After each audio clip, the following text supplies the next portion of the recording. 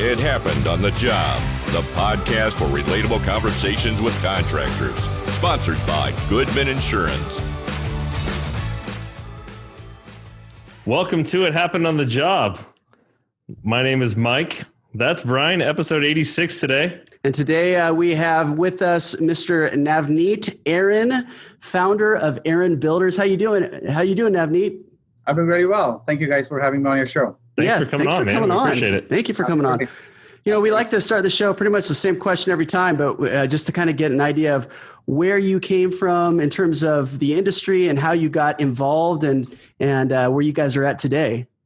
Yeah, absolutely. Thank you again for having me on the show.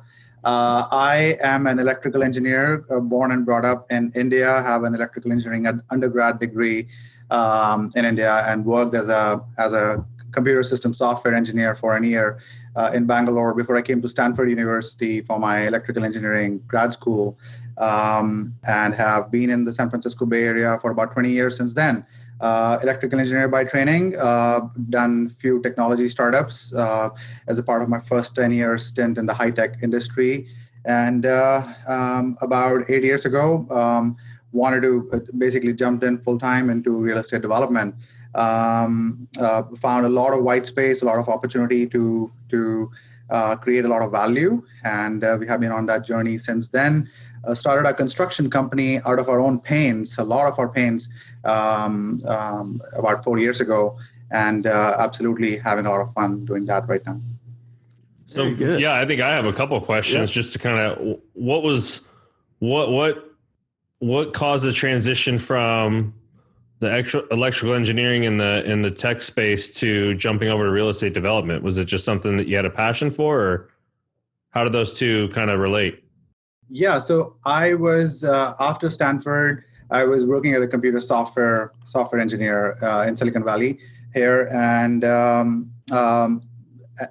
was very, very fortunate to get opportunities to build software products, mobile products from in large companies like Intuit very, very early on. So kind of got addicted to building things from scratch, if you will, and got the Silicon Valley bug in me, and started creating some startups myself. Along the way, I became an angel investor, started investing in some companies, and realized that started seeing some opportunities in crowdfunding, essentially. Just along the same time, in 2011, when the market was really bad, bought a personal house in Los Altos, decided to remodel it, overspent quite a bit in the process. Decided never to do a remodel ever again. Well, dude, you decided never to do a remodel in terms of what you can offer, or based off of the guys at the time that you were working with? At that time, my personal experience as somebody who was new to this industry, to the construction industry, was really surprised by the number of surprises which were thrown. No fault of the general contractor, no fault of anybody I could point fingers to, but the process seemed so inefficient that even after a lot of planning, we doubled our budget from what we decided to spend to what we ended up spending. So it was very burnt. That's the highlight of that story. In 2013, I had a bunch of cash proceeds from selling a previous home that we held on to during the market downturn.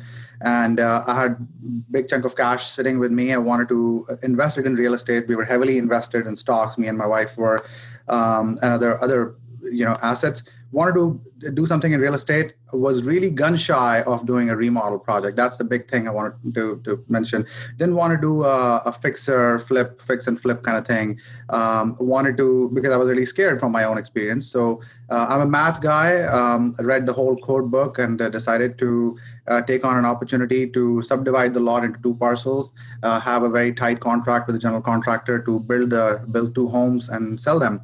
And that was a very profitable venture ultimately. But more importantly, I learned a boatload in that process, on the development side of things, as well as on the construction side of things, working very closely with the general contractor. So that's how I actually got started. And from then on, it was all about scaling the development business. At that point, I did not want to become a general contractor. This is 2014, one project under the belt, and we wanted to scale. So I knew crowdfunding was taking off big time at that time. I had personally done several angel investments, and decided to start 4 projects instead of one project with 2 homes, 4 individual projects where I would just be a developer putting the team together, and architect, structural engineer, or general contractor, the whole team that is needed to do the project, but would raise capital, and capital would be formed in the form of lender, and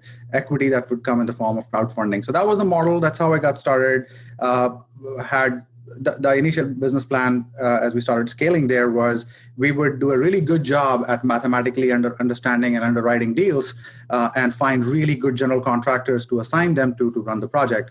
And back in the day, the thought process was, well, can we do 20 projects in the Bay Area at the same time? And if we could, then how about we do 20 at the same time, say in San Diego? And that's how we would like to. That was the thesis back then. So it was all built upon this notion that we can underwrite good projects, raise capital for them, and we knew how to do that, and assign them to great general contractors. And you know where things start falling. So I think we will talk about it. Yeah. So I guess that leads into the next question. You said you started the building company out of need, through the development process. So what kind of led to that? What were those things that were missing in your eyes that led you to creating your own company? Yeah. So I found across many projects over several years in that time span between 2013 to 2017, again and again, same problems coming up again and again. Every general contractor would promise contractually to provide a budget and a project schedule. And they would indeed have a spreadsheet of a schedule in the beginning of the at the beginning of the contract, but that schedule would go out the door day one. And as a developer, where schedule is so important, time is money, it was just not acceptable for us to not have visibility into the timeline. And we started, so that was one. The second issue was coordination between subcontractors. Even though the general contractor would try their best to coordinate, most of the residential industry is still run in the form of one foreman or one site supervisor effectively running the show from the back of their truck, essentially making phone calls all day long to schedule, reschedule, fail the inspection, pass the inspection, whatever it is, but essentially running the site. And in that model, it's and if general contractor is a smaller general contractor, they would end up having, and they have multiple job sites, they're not even on the site. So what ends up happening is there are hundreds and hundreds and hundreds of problems to be solved or balls to be kept in motion. And unfortunately, the GC finds themselves behind the curveball, and therefore they stop taking the phone calls from the owner, or they don't have the right answers which the owner is looking for. This causes frustration unnecessarily. And because of this, because of lack of coordination, things are behind schedule, increased cost as well. If the subcontractors' questions are not answered timely, they have to come again. It's not a good proposition for any subcontractor to have to send guys again and again and again to finish the job. So it just becomes more expensive proposition. So those are the two bottom line problems at the end of the day: time and cost, assuming the quality remains fixed. And these are big for a builder, for not just for the builder, but also for the developer or owner. Extremely important to manage both the timeline and the cost. And we found to be failing constantly in our relationships. Like our general contractors were not able to deliver to us those things again and again and again. So we started building our own software platform at that point. It's called Livio. The URL is golivio.com, golivio.com. And that's a full-blown construction management software platform, which we built for ourselves to just basically simplify the tasks to simplify the life for the general contractors we were working with. So we started to say, hey, what we give you the schedule and you just review it and you just sign on it. So because ultimately we crave the visibility and all right, we'll do the work. So we started building our own operations team to manage the general contractors on different sites. And then I guess eventually led to why do I even have you if I'm doing everything for you? That's funny. Yeah, so that's really what it is. So that's how it became. And to fast forward to where we are today, today we are, I would say, one of the most technologically advanced general contracting companies.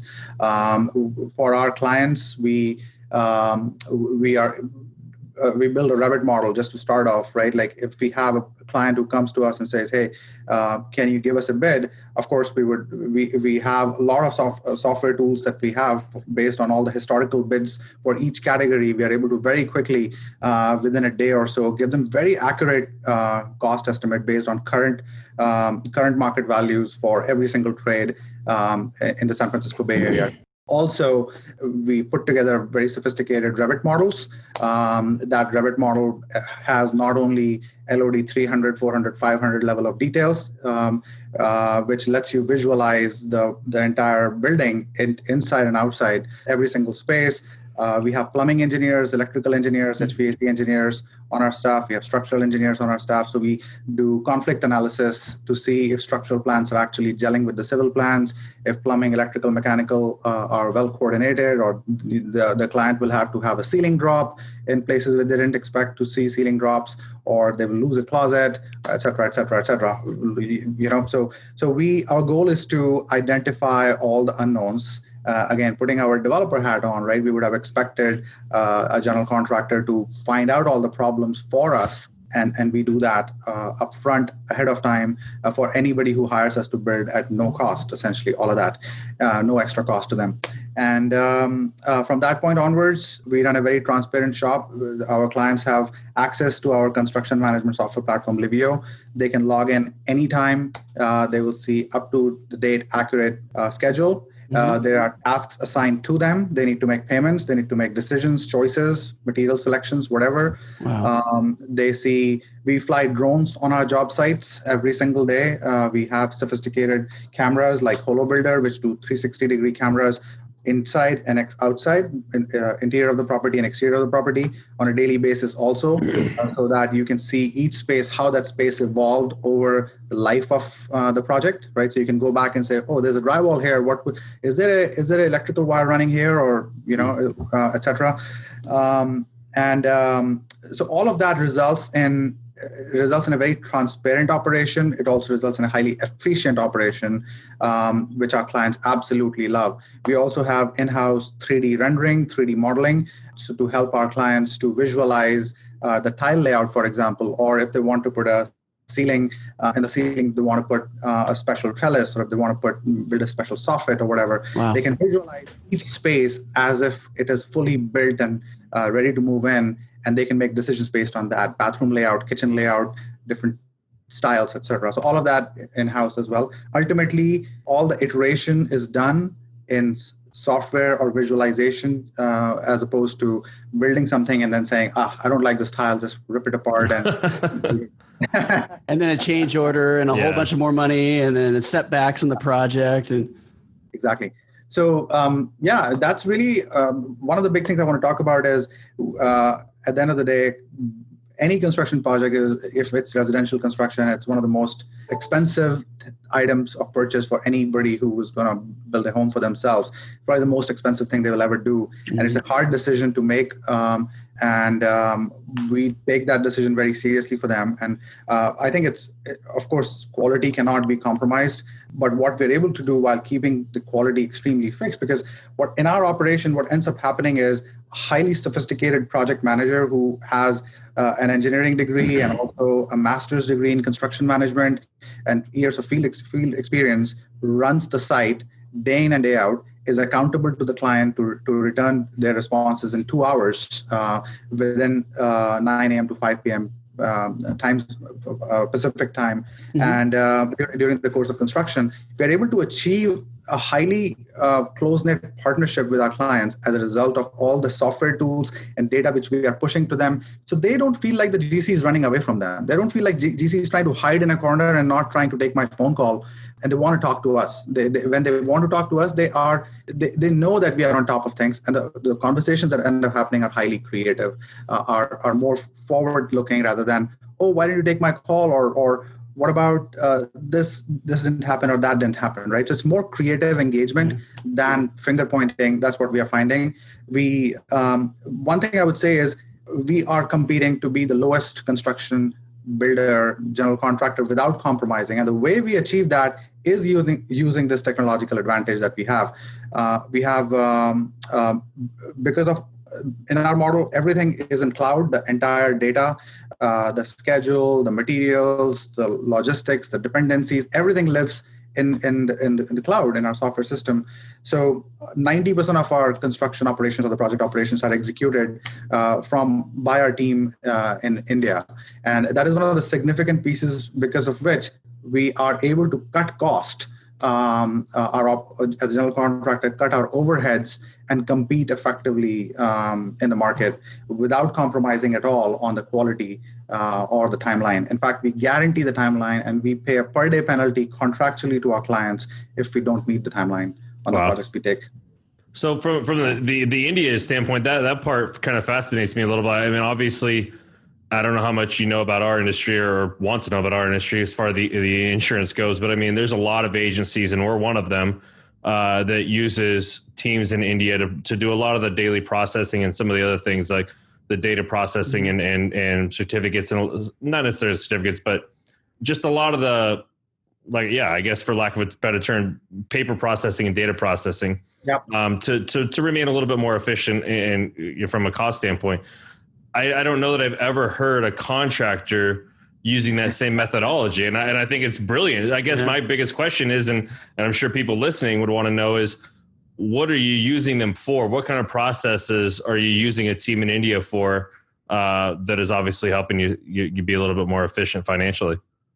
Yeah. So starting from plan checking and getting all the demolition permit, right? All of the work that is required to get the demo permits pulled and building permits pulled, all the government agencies and third-party agencies that need to be coordinated with, to coordinating with finding vendors and subcontractors if we have to. Of course, we have a very strong network of subcontractors, but we are always growing that network of highly qualified, high energy subcontractors, who think and breathe technology, who can keep step with it, but want to create good value. So we're always looking for them. So finding them, vetting them. So they're doing a lot of that interview process for you, or those first few steps in making those phone calls and generating that buzz. Absolutely. That's awesome. And all the paperwork process that you just mentioned, which is our contract negotiation, when we have bid packages or we receive the bids, validating. We have a team of engineers, like I just mentioned, all kinds of engineers who review the bids that we receive, who create the bid packages, who review the bids that we receive, make sure they're accurate, a contract process, lien releases, invoicing, insurance certificates, all of that, financial work that needs to be done, and then actual project management as well. So our active project management work is executed from 90% of it, I would say, right? It's not 100%. It's 90% because our leadership team and our actual head of operations plus other people are here, and they would go to the job site to meet with the client, meet with the inspector, meet with a specific task that they need to accomplish, etc. But in 90% of that overhead is all executed from India today. Wow. How do you find that is received with other people in the industry, subcontractors that work for you, or developers or property owners that you're working for? How is that received? Absolutely. So the clients absolutely love it. By the way, we are over communicating with them. We send them weekly financial reports, which our finance team puts together. We says, hey, you spend this is the total contract value. These are the total change orders that you received. Here are out of the material allowances. So the whole shebang, right? That's just one aspect. Also, the project manager is responding to them within 2 hours all the time, and they love it. They love it. In terms of, so from a client perspective, they absolutely love it, not just because we are competing very well on the cost, not just that, but they're getting a 5-star treatment while paying for probably 3-star prices, essentially. I would say that in the Bay Area, we absolutely deliver a white glove experience to our clients, which probably people who are charging almost 2 times prices on the construction cost side are not able to deliver, if I may take that liberty to say that. So that's the white glove treatment is a really important aspect of our operation to our clients. In terms of subcontractors, subcontractor experience is all about how do you work with, subcontractors care about, can my guys get in the job and get out quickly, right? Can I get paid quickly? And can I get paid quickly? So we deploy, we have evolved our contracting, our subcontract structure to be almost weekly milestones. And the fact that we have the resources on the finance team and we have technical integrations with several payment networks like QuickBooks, bill pay, and a few other channels with which we have integrated for bill pay. Our goal is to pay our subcontractors weekly. And we achieve that in most cases. We have a mobile app. It's called Livio mobile app. And it always shows to any subcontractors, guys, what are all the things on their plate. So for example, an electrical subcontractor, if they're coming for the finish, it would show them all the things that they need to install, which room, in living room, which light fixture goes, and the spec on it. So right there in their palm, they see 20 tasks for all the finish, and they don't have to ask around. It's right there. And as they are looking, so they can look at it, look at the location, install that, take a picture, task completed. So we are, so that's one example. There's also a chat feature and voice conversation feature with the project manager. It enables immediate conversation with the project manager, and the project manager might rope in either the client or the architect or an electrical engineer on our team who's available. So the focus is on efficient execution and enabling subcontractors to be successful. And so far, we have a very strong reception, for everything. So it's we're also building a lot of this stuff as we go along. But our subs love us. We have a very, very high retention rate on our subs, and we are always growing the sub base as the volume of the work grows for us. It's funny. We've been talking with several different contractors almost on a daily basis on the show, and one of the things that gets brought up quite a bit is social media and marketing and all this different thing, as opposed to, whatever they were doing before. And in my opinion, the industry is so far antiquated that just doing a little thing makes you far and above your competition. But you guys have taken it to the nth degree. I mean, you've gone to like another universe. Well, that's kind of where I was going with how they're responding to it, but right? It's so simple. Well, and it wasn't, and I apologize if you took it this way, and it didn't sound like you did, so I appreciate that. But it wasn't more like hey, these are U.S. companies. What do they think about you? Taking work to India. That wasn't. It was more of the question to kind of gauge how receptive people are to that forward thinking, right? I mean, it's the same kind of thing with social media, right? Like 6-8 years ago, you tell a contractor, hey, you need to get on Instagram so people can see what you're going to do.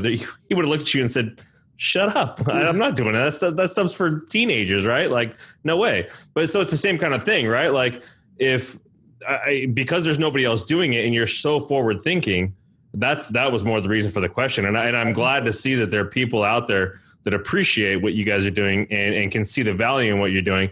I guess a follow-up question would be is, because in construction as well, something that happens often is, you put in for a bid and you're half the price of somebody else. A lot of times that bid just gets thrown out because obviously you're missing something. You don't know what you're doing. You don't know how to do your job yet. So I guess, how do you kind of convey what you guys do or be able to kind of help people understand what you guys do for the price? I think it's a great question. What I have learned over the last many years, 5 years or so, is construction being one of the most expensive purchases for any client at the end of the day still remains highly reference-driven business. Right. Right. Referrals matter so much. And we are very thankful for everybody in our community. Like I mentioned, we started as a developer. We have 1,500 or so high net worth individuals in Silicon Valley who are part of our investor base, who have invested in our projects, one or other. And we have a very strong network effect who refers us business. And of course, we do advertising. We take full advantage of social media and everything else out there which exists. But of course, there are all kinds of practices out there in the industry, and we take pride in keeping every single commitment. We're not going to compete with a unlicensed general contractor, and Right. fair wages and so on. So what we do is, for us, treating our subs fairly, having high quality network of subs is really, really important. So I would like to say that we negotiate well, but at the same time, we value the relationships that we have our partners and subcontractors. So our prices, they don't need to be half the other person, right? As long as we're competing with legitimate general contractors, our prices just need to be slightly less than them. People care about a solid reference. We have won bids not even being the lowest, because just people trust us, and they find us to be putting our money where our mouth is, essentially. Mm-hmm. Yeah, maybe if I could take a step back and go back a little bit more towards the beginning, in terms of this iteration of the company, in terms of general contracting, I know that there was some frustration with kind of where the industry was and some of the contractors that you had used in the past. But I got to imagine, especially for someone as intelligent as you are and efficient and what you built in the past, that you probably had two choices, really. Either I'm not going to do this anymore, I'm going to stick with what I know and what I know well, or was it, I know this software, I could do software development very well. I have efficiencies, structures, processes, systems. I'm able to put those into place, and I see something that's lacking and where we can make a lot of money. I'm assuming, is that kind of the draw? Where was? You bring up a really good point, or a question for me. There was absolutely that moment of truth, where after doing this for 4 years between 2013 to 2017, to be honest, I had multiple conversations with the team where we had come so close during those times to saying, dude, there got to be a better way. What if we just terminate this relationship with the general contractor on this project and do it ourselves? And I'll be honest, I did not grow up in a construction family, so I did not have that much, or I didn't have so many people around me to sort of guide me. I was scared of this one word called liability. I was one word. In California too, right? Yeah. Yes. So that word kept scaring me for a long time, and till it became just so painful to do business that way in that mode of operation. Or to hell with that word. We'll handle it. We'll figure it out. The pain is way too much, and we know a better way to do it. We will build a better system to do it. We will do it in a better way. So I think it was an absolutely a choice. We did terminate our relationship, negotiated termination of general contracting relationship with 2 GCs on 2 different projects, 2 active live projects at that time, and took it over completely to run it.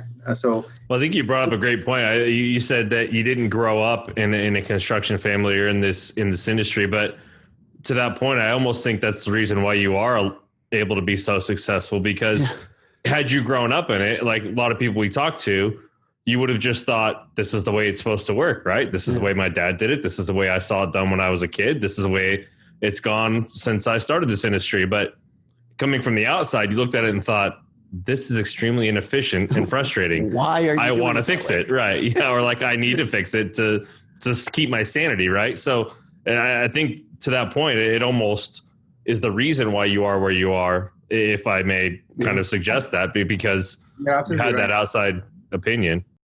Absolutely. I think it is. I mean, I'm a high-tech guy.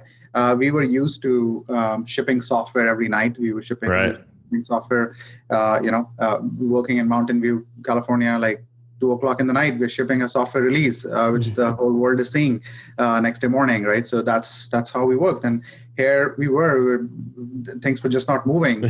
Sitting, waiting for somebody to answer your phone call. I mean, the first thing that hugely surprised me back in the day was the whole this lien release document that is needed, the conditional lien release waiver and the unconditional lien release waiver.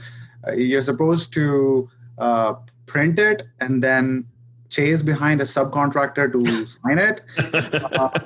And that subcontractor might have taken a travel to, say, to Mexico for the weekend, and you're stuck. Your whole process is stuck, right, till they come back. And then you need to scan it, and you need to compile it, and you need to send it back. So we were so tired. We were like, why can't we just build a system to simply DocuSign this thing, and wherever they are on their mobile phone, they can do it.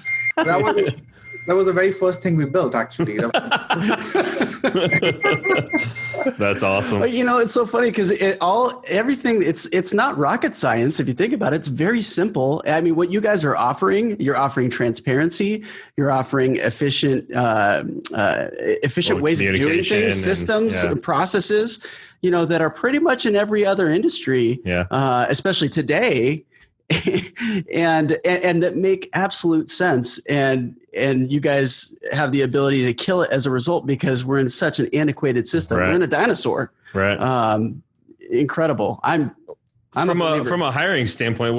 I have to imagine like you guys are needing or wanting somebody with a little bit more than the normal, project manager or somebody else. So where are you finding people? And are you even looking outside into the tech industry to bring people into the construction, or how does it? Absolutely. It's a great question. So we like to hire project leads, and they can grow into, in the operations team. So in our operations team, we are looking for construction management graduates. So one of the favorite schools that we have is Cal Poly. And we're looking for people who can think technology in construction, and are willing to just be open-minded about it, not, ask the question, how can we do it more efficiently and scalably? That's really what we're looking for. And we are always looking to hire people who can bring that fresh perspective and help us even do things better. We are also looking to continuously partner with great subcontractors, who are doing some excellent work. And again, thinking technology. I was going to say, I think you almost have to have the same kind of relationship with a subcontractor, right? I mean, somebody willing to have that app on their phone so that they can do all that. And you know what I mean? I mean, because it takes a difference. There's a lot of subs out there that are going to go, no, screw you. I've never done that. I'm not going to do it that way. You're not going to make me do it that way. And then you just don't work with them, obviously. But Next. For us, it's a relationship industry, right? I mean, I feel like each relationship means so much. I mean, each subcontractor can introduce you to so many good subcontractors who they work with on other jobs. So that's huge. Each client can bring in so many more clients. And all that I'd say is, I'm just so thankful for the opportunities that we have to make a difference in, and also to at the end of the day, it's the team who does all the work. I mean, I just get to talk to you, but get to do the fun stuff. But really, the team who runs the projects day in and day out, working. As we speak, I have people in India right now. It's 3:10 a.m. Right now, who are actually working right now on our procurement team, on our project management team. They're running the jobs with 9 to 5 a.m. We run 7 a.m. to 5 p.m. Pacific time job sites here in the Bay Area. So it's all their work. I want to say that I get to talk to you guys and represent them. That's awesome. Hard work. So where are you guys headed? What's the future look like for you guys? What's down the road? I mean, is it different verticals? I mean, are you going to take this outside of just residential, or maybe different areas geographically? Yeah, what happens with I feel like what you guys can do is it's hugely scalable, right? I mean, it just that's the whole thing. See, I'm a Silicon Valley guy. The only place I have lived in, I lived in India for 20 years, and I've lived in Bay Area for 22 years. I used to make way more money in Silicon Valley executive roles before I started running a business, and now I pay myself less so that I can keep reinvesting in the business. And we're doing well. We're growing even through these times, and we have hired people throughout the entire coronavirus thing. In fact, one of the things I would say is coronavirus has it has probably brought a light to what you guys do, right? It's almost made you guys more efficient and standing out than anybody else. Yes, before coronavirus, no client would want to necessarily take Zoom calls, essentially. Yeah. It was the same way, yeah. Same thing. What's Zoom? Yeah. It forced people to kind of recognize what you guys do and appreciate what you guys do. Absolutely. So it's been a huge blessing for us. Yeah. Where we are headed is if a group of our a small team of people can run job sites for us in San Francisco Bay Area. So a small group of people from India can run job sites in Bay Area. We believe nothing is stopping them from running job sites in San Diego. Of course, we'll need boots on the ground, lightweight operating team in San Diego at that time, or whichever market we choose. But it's far away. We're not there yet. We still want to continuously grow and perfect out our processes, really have a huge brand name, and then from there on. But in terms of the other aspect of growth, we are already looking at building mixed-use projects. We have a podium plus 3-story project that we are about to build, break ground in March, which would be run in a similar fashion. Of course, we have, like I said, we have on-site project guys as well, which are shared. They don't need to. They would be there as they needed to, but 90% of the execution effort is still going to be in India. We are also we're building townhome communities for ourselves and for our clients. We also have hotel projects that we are underwriting or looking for our clients or bidding on. So we want to expand to other verticals as we go along. And the good news is, as a developer, we have enough projects of our own on the development side of the business that we get to perfect out our process, perfect out our technology, iron out our kinks, and then roll it out to other clients so that they're really happy with what we offer them. Very cool, man. Awesome. Well, it's been fun. I love what you guys are doing. I think it's awesome. Yeah. And thank you for taking the time and coming on and talking to us. Absolutely. My pleasure to be on your show, guys. Thank you so much for having me here. No, thank you, man. Well, before you take off, given that we've talked a little bit about some of the things you guys are offering, but if you could just let the people know where to find you guys, maybe online, social media, all those different channels you got. Yeah, thank you. So our website is Aron Builders, ARON Builders with an S, aronbuilders.com. And that's our website. You'll see pretty much all our projects. And if you want to learn more about our development projects, it's Aron Developers, arondevelopers.com. And our construction management software is called Livio. The URL is GoLivio, GOLIVIO, golivio.com. And happy to, if there's interest, we can. I think you did ask me a question where it's going. At some point of time in future, we'll figure out a way to offer it to other general contractors who think technology, who want to scale their business and offer some of the values that I talked about today to their clients as a SaaS service. But we have been developing it and using it ourselves. So very cool, man. Very cool. Well, thanks so much, man. Yeah. We appreciate it, Nav. And stay safe out there. Be good, and we'll keep in touch. Thank you, guys. Yeah, thank you, Thanks, sir. Have a good one. Hey, thanks for listening. And if you've made it this far, go ahead and give us a like or 5 stars or whatever means you like us. Make sure to subscribe so you don't miss our next episode. And check out our website for more video content and extras. While you're there, shoot us a message if you want to be a guest. We'd love to have you on. Thanks again, and we'll see you next time.